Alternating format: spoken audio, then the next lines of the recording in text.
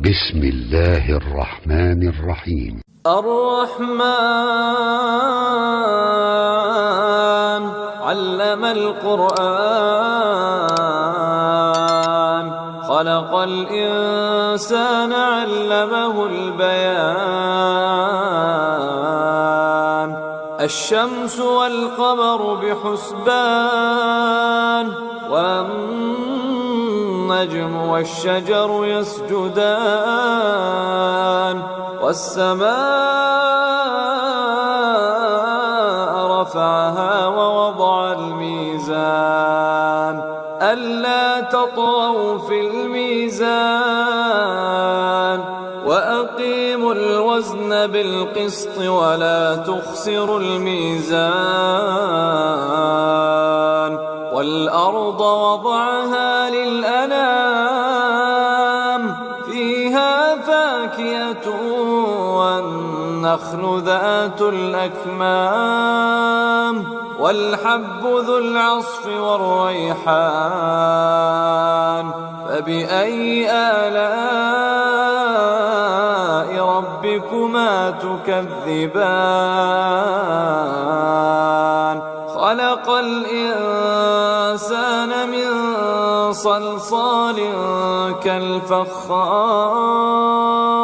وخلق الجان من مارج من نار فبأي آلاء ربكما تكذبان رب المشرقين ورب المغربين فبأي آلاء ربكما تكذبان مرج البحرين يلتقيان بينهما برزخ لا يبغيان فبأي آلاء ربكما تكذبان يخرج منهما اللؤلؤ والمرجان فبأي آلاء ربكما تكذبان وله الجوار المنشآت في البحر كالأعلام فبأي آلاء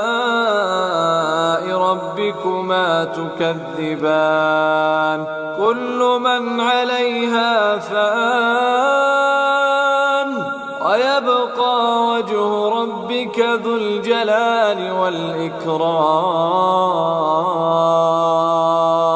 فبأي آلاء ربكما تكذبان يسأله من في السماوات والأرض كل يوم هو في شأن فبأي آلاء ربكما تكذبان سنفرغ لكم أيها الثقلان فبأي آلاء ربكما تكذبان يا معشر الجن والإنس إن استطعتم أن تنفذوا من أقطار السماوات والأرض فانفذوا لا تنفذون إلا بسلطان فبأي آلاء ربكما تكذبان يرسل عليكما شواظ من نار ونحاس فلا تنتصران فبأي آلاء ربكما تكذبان فإذا انشقت السماء فكانت وردة كالدهان فبأي آلاء ربكما تكذبان فيومئذ لا يسأل عن ذنبه إنس ولا جان فبأي آلاء ربكما تكذبان يعرف المجرمون بسيماهم فيؤخذ بالنواصي والأقدام فبأي آلاء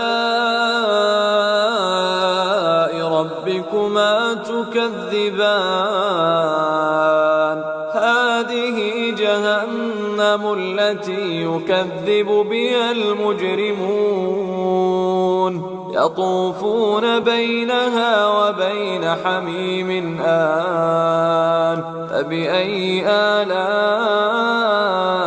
ربكما تكذبان ولمن خاف مقام ربه جنتان فبأي آلاء ربكما تكذبان ذواتا أفنان فبأي آلاء ربكما تكذبان فيهما عينان تجريان فبأي آلاء ربكما تكذبان فيهما من كل فاكهة زوجان فبأي آلاء ربكما تكذبان متكئين على فرش بطائنها من استبرق وجنى الجنتين دان فبأي آلاء ربكما تكذبان فيهن قاصرات الطرف لم يطمثهن إنس قبلهم ولا جان فبأي آلاء ربكما تكذبان كأنهن الياقوت والمرجان فبأي آلاء ربكما تكذبان هل جزاء الإحسان إلا الإحسان فبأي آلاء ربكما تكذبان ومن دونهما جنتان فبأي آلاء ربكما تكذبان ومن دونهما جنتان فبأي آلاء ربكما تكذبان مدهامتان فبأي آلاء ربكما تكذبان فيهما عينان نضاختان فبأي آلاء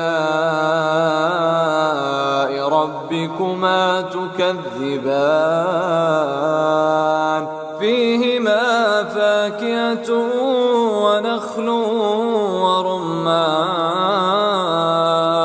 فبأي آلاء ربكما تكذبان فيهن خيرات حسان فبأي آلاء ربكما تكذبان حور مقصورات في الخيام فبأي آلاء ربكما تكذبان لم يطمثهن إنس قبلهم ولا جان فبأي آلاء ربكما تكذبان متكئين على رفرف خضر وعبقري حسان فبأي آلاء ربكما تكذبان تبارك اسم ربك ذي الجلال والإكرام